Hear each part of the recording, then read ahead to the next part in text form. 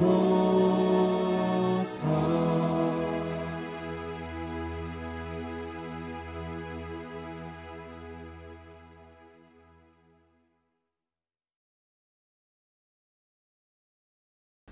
우리에게 주시는 하나님의 말씀은 고린도전서 15장 50절에서 58절의 말씀입니다. 형제들아, 내가 이것을 말하노니 혈과 육은 하나님 나라를 이어받을 수 없고 또한 썩는 것은 썩지 아니한 것을 유업으로 받지 못하느니라. 보라, 내가 너희에게 비밀을 말하노니 우리가 다 잠자는 것이 아니요 마지막 나팔에 순식간에 호련히 다 변화되리니 나팔 소리가 나매 죽은 자들이 썩지 아니할 것으로 다시 살아나고 우리도 변화되리라. 이 썩을 것이 반드시 썩지 아니할 것을 입겠고 이 죽을 것이 죽지 아니함을 입으리로다. 이 썩을 것이 썩지 아니함을 입고 이 죽을 것이 죽지 아니함을 입을 때에는 사망을 삼키고 이기리라고 기록된 말씀이 이루어지리라. 사망아, 너의 승리가 어디 있느냐? 사망아, 내가 쏘는 것이 어디 있느냐? 사망이 쏘는 것은 죄요 죄의 권능은 율법이라. 우리 주 예수 그리스도로 말미암아 우리에게 승리를 주시는 하나님께 감사하노니 그러므로 내 사랑하는 형제들아, 건실하며 흔들리지 말고 항상 주의 일에 더욱 힘쓰는 자들이 되라. 이는 너희 수고가 주 안에서 헛되지 않은 줄 알미라. 아멘. 저는 우리나라의 위인 중에 이순신 장군을 제일 좋아합니다. 그가 전란 중에 나라를 구원했기 때문만은 아닙니다. 이순신 장군이 했던 말 중에 가슴에 새겨진 말이 있습니다. 생즉사 사즉생, 살고자 하면 죽을 것이요 죽고자 싸우면 살 것이다. 이런 말은 누구나 할 수 있지만 이순신 장군은 실제로 그렇게 살았습니다. 대의를 위해 물러서지 않았고 목숨으로 그 삶의 원칙을 지켰습니다. 성경을 읽다가 그 사즉생의 의미가 복음에도 실려 있음을 알았습니다. 예수님의 말씀에 사즉생이 있습니다. 누구든지 제 목숨을 구원하고자 하면 잃을 것이요 누구든지 나를 위하여 제 목숨을 잃으면 찾으리라. 예수님은 그저 격언으로 이 말씀을 남기신 것이 아니었습니다. 하신 말씀처럼 자신을 희생하여 선을 이루는 삶을 사셨습니다. 이처럼 희생의 삶을 사는 사람들의 말은 강력한 영향력이 있습니다. 그 말이 가짜가 아님을 증명했기 때문입니다. 진실한 행동은 사람의 마음을 움직여서 그 진리가 계속 전수되어 후대에 흐르도록 만듭니다. 우리가 품은 복음이 진실이라면 우리 역시 진실함으로 삶의 열매를 만들어야 합니다. 목숨을 걸고 지켜야 하는 복음이라면 진실로 목숨으로 복음의 진리를 삶의 열매로 나타내야 합니다. 우리가 죽음을 두려워하지 않는 것은 이 세상의 삶이 가볍기 때문이 아닙니다. 너무나 소중하기에 더 복음을 따르며 하나님께서 원래 이루고자 하셨던 창조의 아름다움을 회복해야 합니다. 하지만 악이 관영하는 곳에서 그 일은 쉽지 않습니다. 벽에 막힌 듯 답답하고 안타깝고 두려울 때가 많습니다. 때로는 넘어지고 좌절하여 절망을 느낄 때도 있습니다. 하지만 그럼에도 우리가 포기하지 않고 끝까지 하나님의 사람으로 살아야 하는 이유는 우리에게는 이 세상이 끝이 아니기 때문입니다. 부활의 소망을 이룰 하나님의 나라가 준비되어 있습니다. 바울은 여러 가지 표현으로 그 부활을 설명하고자 했습니다. 하지만 그의 말로도 부활을 전부 이야기는 어렵습니다. 바울은 그 부활을 아직 직접 경험하지 않았습니다.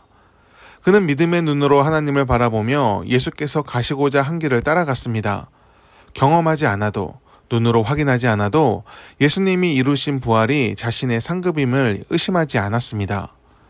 종말의 때를 알 수 없고 부활의 모습이 어떠한지 확인하지 않아도 그곳에서 주님을 만날 것을 알았기에 바울은 항상 그때를 고대했습니다.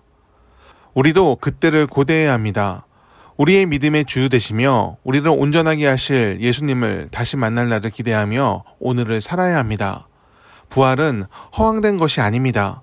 고난과 염려가 가득한 이 세상을 우리가 극복하며 살아야 하는 이유가 됩니다. 세상이 우리를 채워줄 수 없음을 기억하며 하늘의 소망을 바라보며 오늘을 믿음의 사람으로 살기를 바랍니다.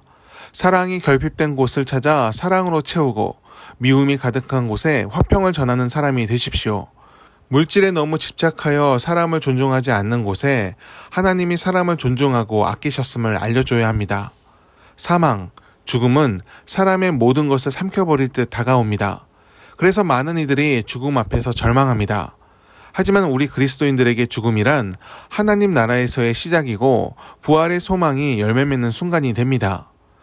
하나님과 동행하며 세상을 마주하는 담대함이 있길 바랍니다.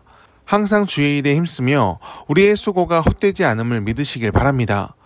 바울이 열매 맺은 것처럼 우리의 삶에도 하나님의 열매가 맺힐 것입니다. 기도하겠습니다. 하나님을 위해 살고 하나님을 위해 죽는 우리가 되게 하옵소서. 주께서 주신 인생을 주를 위해 쓰게 하옵소서. 하나님의 뜻을 이루며 사는 것을 생각하게 하시고 우리에게 주신 사명을 깨닫게 하옵소서. 세상에 치이고 넘어져 있는 순간이라도 주님의 뜻을 기억하게 하셔서 다시 일어나 앞으로 나아가게 하옵소서. 우리 안에 있는 부활의 소망을 기억하게 하셔서 은혜의 열매를 맺게 하옵소서. 예수님의 이름으로 기도드립니다. 아멘. 함께 중보 기도하길 원합니다. 부활의 소망이 우리의 삶을 채우기를 원합니다. 사망의 어두움이 삶을 지배하지 않게 하시고 빛 대신 예수님을 바라보며 오늘을 감사함으로 살게 하옵소서. 죽음의 벽을 허무시고 천국의 복음을 이 세상에 가져오신 예수님을 바라보며 오늘의 삶을 승리하도록 하옵소서. 세상이 우리를 고단하게 할지라도 신실하게 믿음의 여정을 지켜가도록 인도하여 주옵소서. 성도의 삶을 지켜주시길 원합니다. 육신의 병과 경제적인 어려움으로 고단함을 겪는 이들에게 하늘의 위로를 베풀어 주옵소서.